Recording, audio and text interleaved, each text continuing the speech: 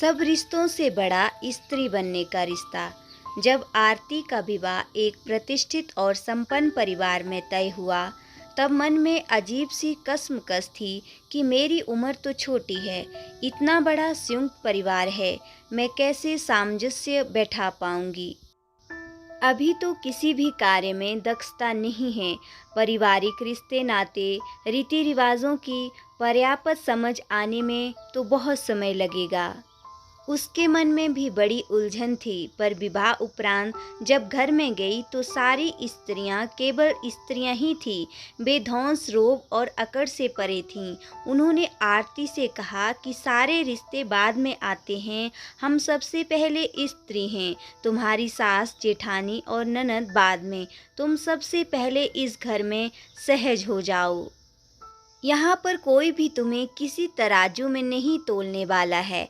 वह अपनी हर छोटी से छोटी समस्या परिवार में रहने वाली स्त्रियों को बताती और सभी मिलजुल कर उस समस्या का समाधान करते। वहाँ पर सभी का सबसे बड़ा गुण माफ़ करना था। पुरानी बातों को छोड़कर कुछ नया सोचना था। सभी अपने कार्यों में व्यस्त रहते थे। आरती अपनी माँ से कहती है कि मेरे ससुराल में सुंदरता, गुणों और अवगुणों को तोलने के लिए कोई तराजू नहीं है।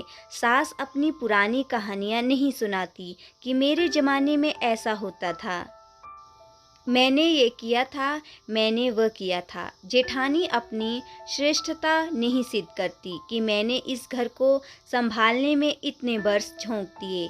ननद हर समय मान सम्मान की दुहाई नहीं देती। हर कोई मुझे सहज महसूस कराने में लगा रहता है। माँ, यदि हर परिवार में ऐसी ही परंपरा स्थापित हो जाए तो हर लड़की अपने परिवार को आसानी से अपना लेगी।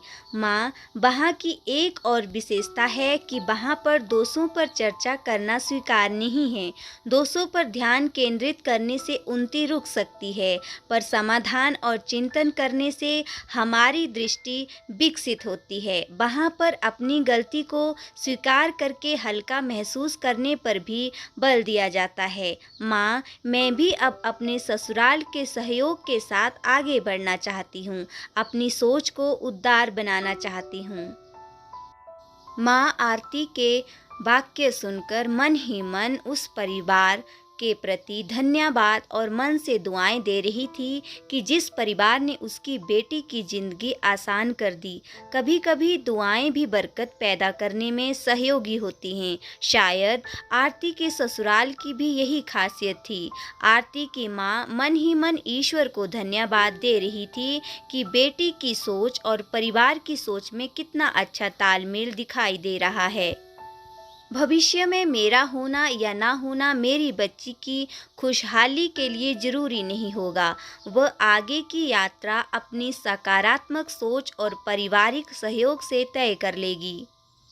दोस्तों, इस कहानी से ये शिक्षा मिलती है कि यदि परिवार में स्त्री अपनी सोच विस्तृत कर ले तो समाज में बड़ा बदलाव हो सकता है और मानवता के मस्तक से कलंक का बोझ हमेशा के लिए हट सकता है। आरती के परिवार वालों की अच्छी सोच की वजह से वह खुशहाली की ओर बढ़ रही थी।